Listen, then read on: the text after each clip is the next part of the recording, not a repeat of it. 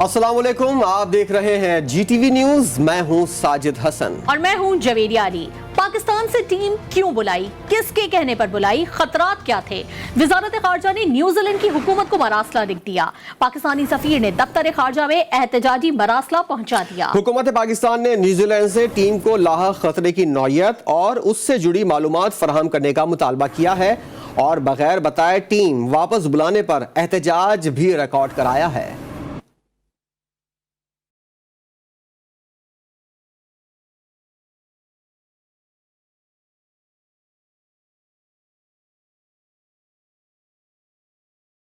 अठारह साल बाद आई और बगैर बताए क्यों चली गई। न्यूजीलैंड क्रिकेट टीम की अचानक वापसी पर पाकिस्तान ने एहतजाज रिकॉर्ड करा दिया। एहतजाजी मरासला न्यूजीलैंड की वजारत खारजा के हुक्काम के हवाले कर दिया गया। मरासले में अचानक दौरे की मनसूखी और टीम वापस बुलाने के मुहर्रिकात का पूछा गया है। एहतजाजी मरासला पाकिस्तानी सफीर ने न्यूजीलैंड की वजारत खारजा में पहुँचाया। पाकिस्तान ने खतरे की नौयत और उससे जुड़ी मालूमात फराहम करने का मुतालबा किया है।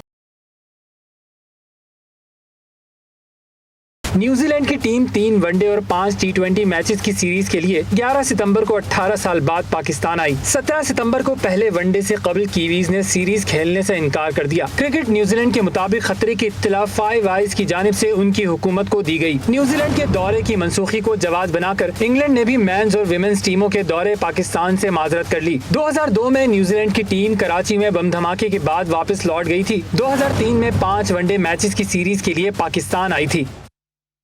वफाकी वज़ीर इत्तलात फवाद चौधरी का कहना है कि न्यूजीलैंड और इंग्लैंड का पाकिस्तान का दौरा न करना हाइब्रिड वॉर से जुड़ा हुआ है।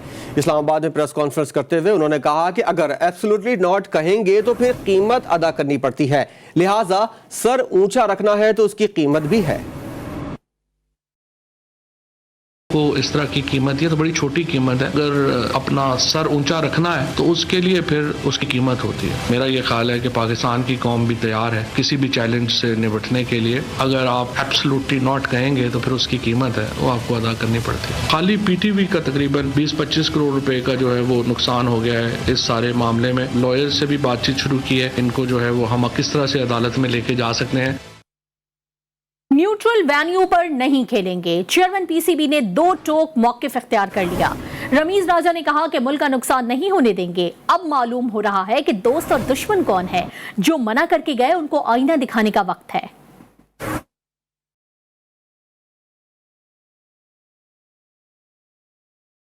न्यूट्रल वेन्यू पे तो हम जाएंगे नहीं, पाकिस्तान का वेन्यू रहेगा और इंशाल्लाह निकलेंगे। तो हमारे लिए भी लेसन है और हमें भी आइडिया हो रहा है कि कौन से दोस्त हैं, प्रेशर में कौन खड़ा होता है। असल में जो फाइट है वो यही है कि इसको एक साइकिल ना क्रिएट हो जाए जहाँ पे पाकिस्तान में क्रिकेट रीलॉन्च जो इतनी मुश्किल से हुई है वो प्रेशर में आ जाए। हमारे पास सब चीज़ें मौजूद हैं। इस वक्त जिस चीज़ की ज़रूरत है, इनको आईना दिखाने की ज़रूरत है और आईना हमने इन जिसको कहते हैं ना अनसर्टन टर्म्स में इनको दिखाया है।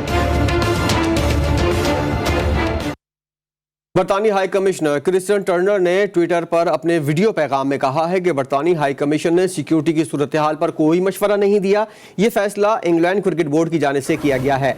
क्रिस्टियन टर्नर ने कहा कि पाकिस्तान से मुतालिक ट्रैवल एडवाइजरी तब्दील नहीं हुई। Cricket fans that England will not tour Pakistan in October. Mujhe afsos hai. This was a decision made by the ECB, which is independent of the British government, based on concerns for player welfare. The British High Commission supported the tour, did not advise against it on security grounds, and our travel advice for Pakistan has not changed. I have been a champion of international cricket's return to Pakistan and will redouble my efforts in advance of England's autumn 2022 tour. Main ummeed karta hu that we'll soon hear the roar of full cricket stadiums again. आखिर में जीत cricket की होगी। Pakistan cricket board के साबिक chairman Arif Abbasi ने रमीज राजा के बयानात को आड़े हाथों ले लिया और तनकीद करते हुए कहा कि रमीज राजा को ऐसे बयानात नहीं देने चाहिए थे। अब वेस्ट इंडीज की टीम भी पाकिस्तान नहीं आएगी। अरे वेस्ट इंडीज भी नहीं आएगा। अरे नहीं, ये तो बहुत बड़ी बात कह दी आपने। ये तो स्नोबॉल इफेक्ट होएगा ना इसका। इनने ये भी रियलाइज नहीं किया। आप फिर आइसोलेशन में जाएंगे। अरे यार ये नहीं करना था इनको, ये बहुत बड़ा गुनाह किया है इनने पाकिस्तान का नाम गटर में डाल के छोड़ दिया। ये इतना बड़ा जो हादसा कभी हुआ ही नहीं है। इंग्लैंड क्रिकेट टीम की तरफ से दौरा पाकिस्तान मंसूख करने पर पाकिस्तानी अवाम भी सख्त नाला है। सोशल मीडिया पर सार्फिन दिल की बातें खुलकर बयान करने लगे हैं। तफसीलात जानिए इस रिपोर्ट में।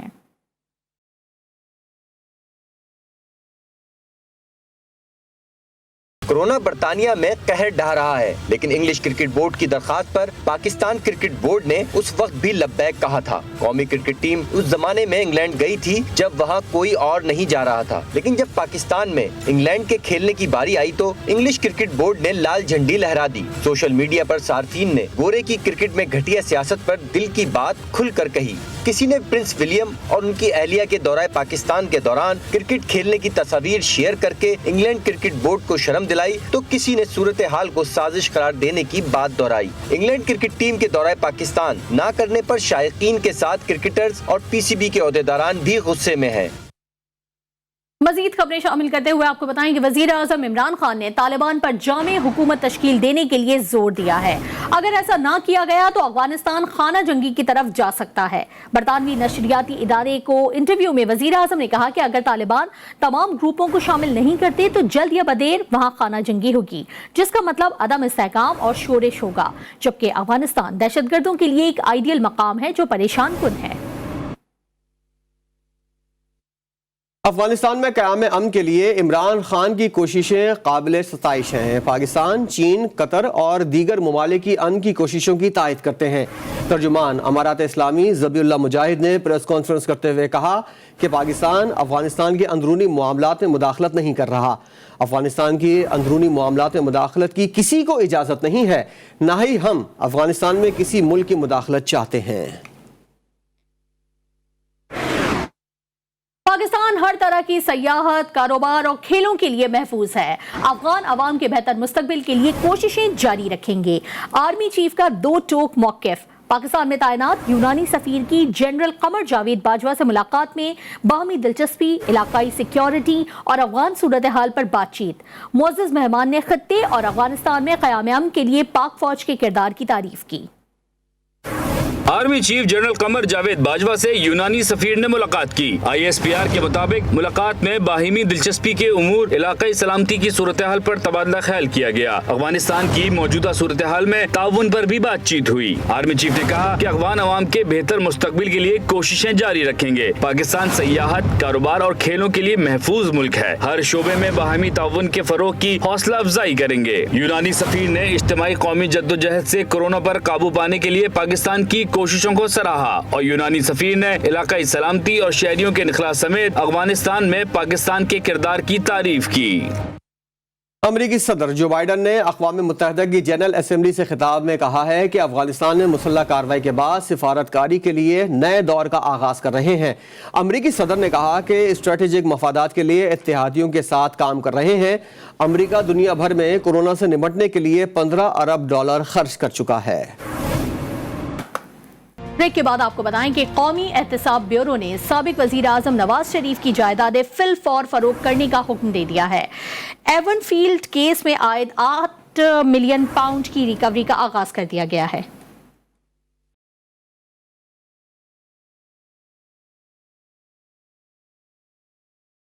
एवनफील्ड केस में सजा पर अमल दरामद का आगाज कर दिया गया। साबिक वजीर आजम नवाज शरीफ को केस में 10 साल कैद और £8 मिलियन का जुर्माना किया गया था। नैब लाहौर ने अदालती फैसले पर अमल दरामद के लिए डिप्टी कमिश्नर्स को मरासला जारी कर दिया है, जिसमें डिप्टी कमिश्नर्स को काबिल फरोख्त जायदादों की तफसीलात से भी आगाह कर दिया गया। लाहौर में नवाज शरीफ के 940 कनाल, मूजा मांग में 2 मरला, मूजा बदोकी सानी में 12 मरला, मूजा माल में 103 कनाल 6 मरला अराजी को फरोख्त करने का हुक्म दे दिया गया। लाहौर में 312 कनाल 14 वालदा मरला मूसा सुल्तान के हाउस नंबर 135 अपर माल और दीगर जायदादों में 14 कनाल ज़राई अराजी वाक़े मूसा मंडियाली शेखोपुरा को फरोख्त करने का भी हुक्म दिया गया। रिवनफील्ड केस में मरियम नवाज को 7 साल कैद और 2 मिलियन पाउंड जुर्माने की सजा हुई थी। मरियम नवाज के शौहर कैप्टन सफदर को 1 साल की कैद सुनाई गई थी। जुर्माने की मौजूदा वैल्यू 1 अरब 85 करोड़ रुपए के करीब है। मुकम्मल रिकवरी न करने की सूरत में मजीद असासे तलाश किए जाएंगे। तारीख में पहली मरतबा किसी साबिक वजीर आजम से जुर्माना की वसूली के लिए अमल दरामद कराया जा रहा है।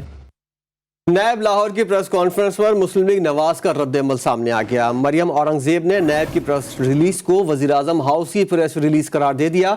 तहरीक इंसाफ की हुकूमत 3 साल में एक धेले की करप्शन साबित नहीं कर सकी।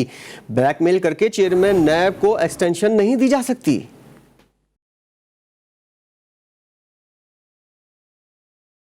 ये प्रेस रिलीज जो आज जारी की गई है, ये प्रेस रिलीज नहीं, ये चेयरमैन नैब की एक्सटेंशन की दरखास्त है। वो इसलिए कि इस प्रेस रिलीज का जो 80% हिस्सा है, जो नवाज शरीफ है, तो इमरान खान का सियासी एजेंडा है, वो फैसला जो जजों को उनकी वीडियो दिखा के ब्लैकमेल करके दिलवाया गया, उस फैसले पर अमल दरामद करने के लिए नवाज शरीफ की जायदाद की रिकवरी की जा रही है। 1 दफा पंजाब के वजीर आला, 3 दफा इस मुल्क के वजीर आजम मुंतखब सिलेक्टेड नहीं, उसके खिलाफ एक धेले की करप्शन का इल्जाम तक नहीं लगा सकते। इमरान साहब के हुक्म के ऊपर ये तमाम ATM माफिया, बिजली गैस माफिया, आटा चीनी माफिया चोरी करता है डाके डालकर, और दिन थोड़े हैं इन लोगों के, क्योंकि पाकिस्तान की आवाम तक जान चुकी है।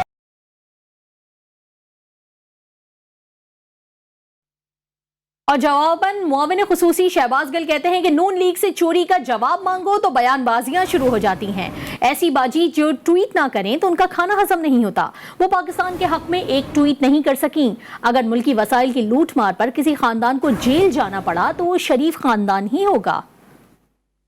ना सिर्फ शरीफों के, मरियम औरंगजेब साहबा का भी पूरा टब्बर जो है वो जेल में जाना है, क्योंकि हेलीकॉप्टरों पर तो हलीम से लेके पाए तक आप लोगों ने यहां भी सप्लाई की हैं और 777 के ऊपर दूसरे मुल्कों में भी सप्लाई की हैं। एक ऐसी बाजी जो अगर पाकिस्तान में कोई भी बात हो तो उसके ऊपर वो ट्वीट ना करें तो उनको कुछ हजम नहीं होता। जो इंग्लैंड की टीम यहां पर उन्होंने आने से इनकार किया है, उसके ऊपर उन्होंने किसी किस्म का कोई ट्वीट नहीं किया। इस टाइम पाकिस्तान की कमान इमरान खान के हाथ में है। पाकिस्तान मुल्की सलामती के ऊपर किसी किस्म का, मुल्की वकार के ऊपर किसी किस्म की सौदेबाजी नहीं करेगा। कौमी असेंबली के हंगामा खेज इजलास में अपोजिशन और हुकूमती अरकान एक दूसरे पर खूब गरजे बरसे। अपोजिशन लीडर शहबाज शरीफ ने हुकूमत को आड़े हाथों ले लिया। कहा बिजली और पेट्रोल की कीमतें आसमान तक पहुंच गईं। मुल्क की तारीख में महंगाई का ऐसा तूफान कभी नहीं आया।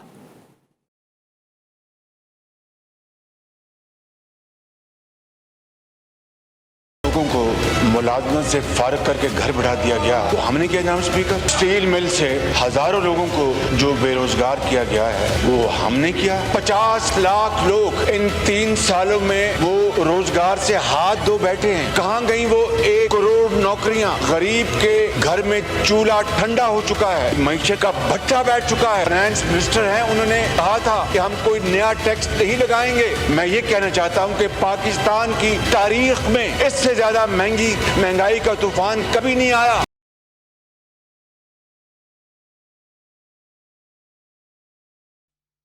कौमी असेंबली इजलास के दौरान हुकूमती वज़रा मुस्लिम लीग नून के खिलाफ खूब भड़के। वफाकी वजीर शीरी मजारी ने कहा कि बातें करने से पहले अपने गिरेबान में झांकें।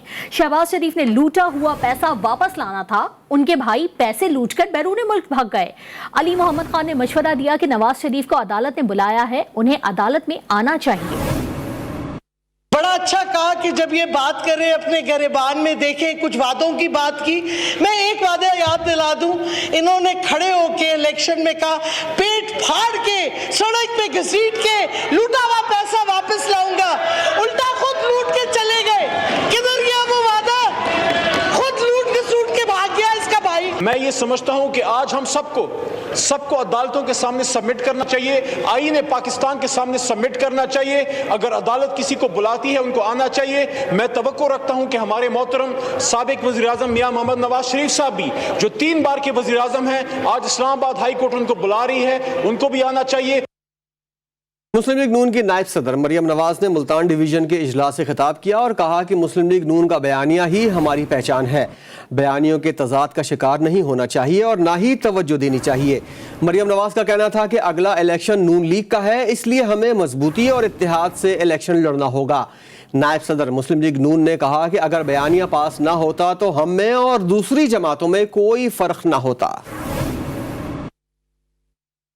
पंजाब में आलमी वबा में कमी के बाद एनसीओसी ने इजाफी पाबंदियां हटाने का फैसला कर लिया है। वफाकी वजीर असद उमर की जेर सदारत होने वाले इजलास में फैसला किया गया है कि लाहौर, फैसलाबाद, मुल्तान, सरगोधा, गुजरात और बन्नू में कल से इजाफी पाबंदियां खत्म कर दी जाएंगी, जबकि कोरोना एसओपीज 30 सितंबर तक नाफिज रहेंगी। साइनोफार्म वैक्सीन न मिलने की शिकायत पर एनसीओसी का कहना था कि मुल्क भर में साइनोफार्म वैक्सीन वाफिर मिकदार में मौजूद है। इजलास में कहा गया है कि वायरस के फैलाव और सेहत की देखभाल के निजाम की निगरानी की जा रही है। वायरस के फैलाव को कंट्रोल करने के लिए मजीद फैसले किए जाएंगे। आवाम जल्द से जल्द वैक्सीनेशन करवाएं। खबर है कोयटा से, जहां पेट्रोल पंप्स एसोसिएशन ने शहर के तमाम पंप्स एहतजाजन बंद कर दिए। मालकान ने शहरियों और इंतजामिया के रवैये से तंग आकर पंप्स बंद किए। रिपोर्ट करेंगी बुशरा कमर। वैक्सीनेशन न करवाने वाले अफराद को पेट्रोल न देने का मामला पेट्रोल पंप मालकान के लिए दर्दे सर बन गया। पेट्रोल पंप एसोसिएशन की जानिब से पंप बंद करने से शहरी मायूस हो गए। अभी हमने लगाए हैं, किसी और ने नहीं लगाए हैं, तो वो उनको भी नहीं दे रहे, हमें भी नहीं दे रहे। हमने तो लगाए, हमें तो बात के लोग पेट्रोल दे दे। पंप में पेट्रोल पंप में आए हो, बिल्कुल पेट्रोल बंद है, नहीं दे रहे। हम बहुत दूर से आए हैं और हमारे बहुत सख्त मुश्किलात है आवाम के लिए। उन्होंने नहीं लगाई, उनको तो मत दे। मैंने लगाई हुई है, मेरे पास कार्ड भी है, लेकिन मैं यहाँ पर गया, बाकी दूसरे तीसरे पेट्रोल पंप पर गया, सब बंद थे। को आदमी को, गरीब आदमी को, बच्चे है, वो उसके पास मोटरसाइकिल है, तो कहीं रास्ते में बैठ जाए तो फिर क्या करेगा? कुछ कर सकते हैं? मतलब ये गरीब आदमी के लिए तो हर मुसीबत है। बना ले तो भी मुसीबत है, ना बनाए तो भी मुसीबत है। पेट्रोल पंप मालकान का कहना है कि वैक्सीन न करवाने वाले शहरियों को पेट्रोल दो तो इंतजामिया पेट्रोल पंप सील कर देती है। शहरियों को मना करें तो वो लड़ते हैं, करें तो क्या करें। जब तक कोई दरमियानी रास्ता नहीं निकलता, पंप एहतजाजन बंद रहेंगे। कैमरामैन फतेह मोहम्मद के साथ बुशरा कमर, GTV न्यूज, कोयटा। लाहौर में जाली नंबर प्लेट्स लगाने पर चालान के बजाय मुकदमा दर्ज करने का फैसला कर लिया गया। सीटीओ लाहौर ने गाड़ियों को काले शीशे और नीली लाइट लगाकर घूमने वालों को भी वार्निंग दे दी है। रिपोर्ट कर रहे हैं वकार शौकत। जाली नंबर प्लेट्स लगाने वाले हो जाए होशियार। पुलिस ने सख्त क्रैकडाउन की कर ली तैयारी। बोगस नंबर प्लेट लगाने वालों को अब वार्निंग या चालान की नहीं, बल्कि सीधा मुकदमे का सामना करना पड़ेगा। सीटीओ लाहौर मुंतजर मेहंदी ने गाड़ियों पर काले शीशे लगाकर घूमने वाले अफराद के खिलाफ भी कार्रवाई का हुक्म दिया है, जिसका मकसद जराइम को कंट्रोल करना है। हमारे लाहौर में ये बहुत बड़ा इशू है कि बहुत सारी गाड़ियां लाहौर शहर में ऐसी फिर रही हैं जो गैर नमूना नंबर प्लेट्स का या अनऑथराइज्ड नंबर प्लेट्स का इस्तेमाल कर रही हैं। नॉर्मली ये देखने में आया कि इस किस्म की नंबर प्लेट्स इस्तेमाल करने वाली गाड़ियां क्राइम में इन्वॉल्व होती हैं। ब्लैक शीशे वाली गाड़ियां सिक्योरिटी पॉइंट ऑफ व्यू से भी बहुत इंपॉर्टेंट होती हैं और क्राइम के अंदर भी शामिल होती हैं। सीटीओ लाहौर कहते हैं कि गैर कानूनी नंबर प्लेट लगाने वालों के खिलाफ भरपूर एक्शन से पहले चंद दिन आगाही मुहिम चलाई गई। ब्लू लाइट लोग लगाकर कुछ फ़ायदा लेने की कोशिश करते हैं, ये इंप्रेशन दे के कि इसमें कोई ऐसे महकमे का ऑफिसर बैठा हुआ है। तो हमने इन सब के खिलाफ कार्रवाई करनी है और हमने 2 दिन की कैंपेन में अवेयरनेस दी है। सिटी ट्रैफिक पुलिस लाहौर के सरबराह ने हुक्म दिया है कि शहर के दाखिली और खारजी रास्तों पर शहरी परेशानी से बचने के लिए महकमा एक्साइज के नमूना के मुताबिक नंबर प्लेट्स लगाएं। कैमरामैन सलमान मिराज के साथ वकार शौकत, GTV न्यूज लाहौर। कराची के इलाके गार्डन की रिहायशी इमारत में केमिकल के गोदाम में लगने वाली आग 2 घंटे बाद बुझा दी गई। आतिशज़दगी की वजह से इमारत में धुआं भरने से 2 अफराद बेहोश हो गए।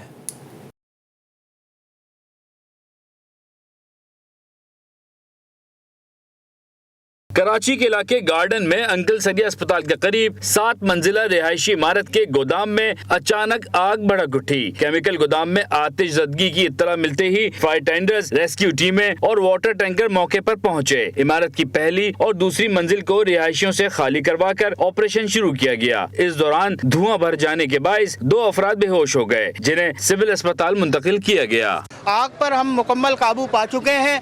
धुएं की वजह से ये अतराफ की बिल्डिंगें मुतासिर हुई हैं और ये जो अभी आपने देखा कि एम्बुलेंस में कुछ लोगों को लेके गए हैं, ये लोग वो हैं, कोई जख्मी नहीं। मुतासरा इमारत के मकीनों ने बताया कि केमिकल गोदाम की मौजूदगी पर कई मरतबा शिकायतें भी की, लेकिन किसी किस्म का एक्शन नहीं लिया गया। बारहा यहाँ कहा गया इनको कि भाई केमिकल का ड्रम्स ना रखें, केमिकल की गोदाम ना बनाएं, मगर ये लोग कोई मानते नहीं है। और इदारे ये हैं कि इदारे देख के फिर चले जाते हैं, ना पुलिस देखती है ना इदारे देखते हैं। गोदाम में आग शॉर्ट सर्किट के बायस लगी थी। फायर फाइटर्स ने 2 घंटे की जद्दोजहद के बाद आग पर काबू पा लिया। दुक्की में कोयला कान में गैस भरने से धमाका हुआ, जिससे 4 कानकन जाँ बहक हो गए। चमालिंग के इलाके अंगूर शीला में दुकान के कान के अंदर जहरीली गैस भरने से 2 भाई असमतुल्लाह, नेमतुल्लाह, कालू खान और मोहम्मद मीर दम घुटने से मौके पर जान की बाजी हार गए। करतारपुर में बाबा गुरु नानक की 482वीं बरसी की 3 रोजा तकरीबात जारी हैं। मज़ीद जानते हैं मियां शाहिद इकबाल की इस रिपोर्ट में।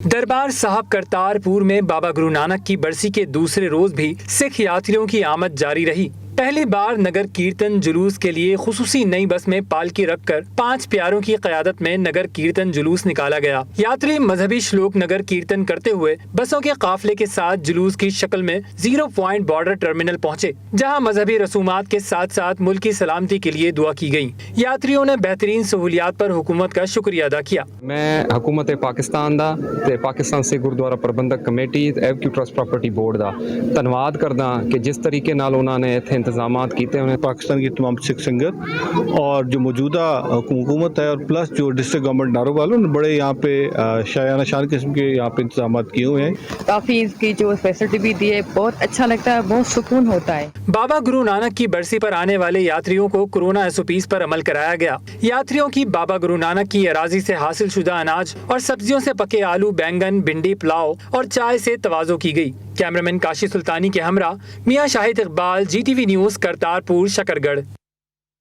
गुजरावाला से ताल्लुक रखने वाले पैरालंपिक हैदर अली एथलीट मुस्तकबिल में भी पाकिस्तान के लिए मेडल जीतने के ख्वाहिशमंद हैं। उनसे हमारे नुमाइंदे साले अब्बासी ने बात की है। उनका क्या कहना था, आइए देखते हैं।